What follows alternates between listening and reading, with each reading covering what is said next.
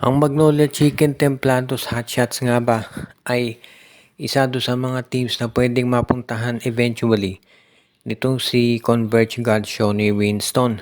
Si Shawnee Winston ang isa dito sa mga tinatawag na top 5 players ng Converge. Pero matagal na itong napapabalita na baka daw ma-trade. At ngayon, kung sakasakali, ito ay magiging magandang addition dito sa lineup ng Magnolia kung siya ay mapupunta dyan. Dahil syempre, alam natin, yung kalibre nitong si Winston at yung estilo ng laro niya, nababagay dito sa Magnolia Hotshots.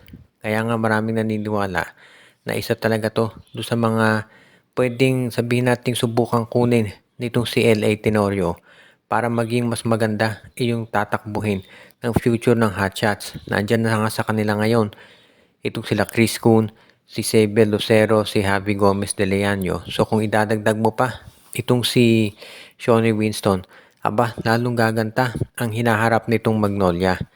Si Winston kasi pwedeng point guard yan. Pwede rin yan na maging wingman kung kinakailangan. So dagdag versatile options yan para dito kay Coach LA Tenorio kung sakasakali. Kaya nga maraming mga teams talaga interesado dito. So hindi na ako magtataka talaga kung susubukan ng Magnolia na ito'y makuha. At kung ikaw naman, itong Converge Fiber Xers, mag-aabang yan syempre ng magandang offer mula dito sa Hotshots bago nila i-release itong si Shawnee Winston kung sakasakali nga na if ever matuloy nga ito. Kaya isa yan doon sa mga sabihin na natin na very intriguing na mga prospects na mangyayari dito sa PBA. Lalo na itong si Shawnee Winston na isa doon sa mga players na very much in demand ngayon sa mga talent dito sa PBA. Kaya itong Magnolia Hotshots, asahan natin gagawa yan ng move para dito. Samantala naman itong Meralco Bolts ngayon ay good news, nakabawi sila sa EASL, nanalo na rin.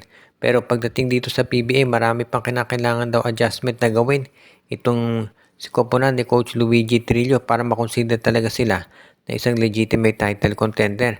Ang nagiging problema kasi dito sa Meralco, sunod-sunod yung panalo, sunod-sunod din naman yung talo, walang consistency.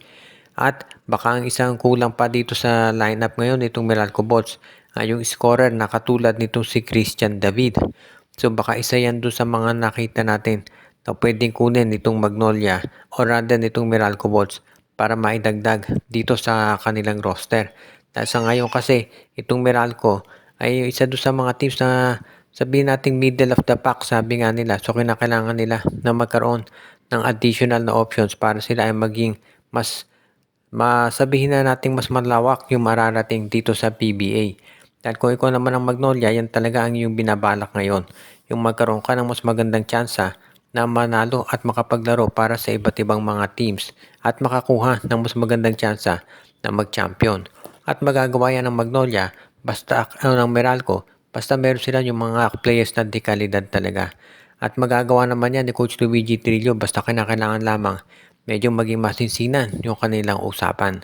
At kung ikaw naman itong si Coach Trillo, kayang-kayang mo yan gawin basta kinakailangan lamang masiguro na yung mga players na mailalagay mo doon sa roster mo ay yun talaga na pupwede at magiging sabihin na natin magiging bagay dito sa sistema na patatakbuhin ni Coach Nenad Vucinic.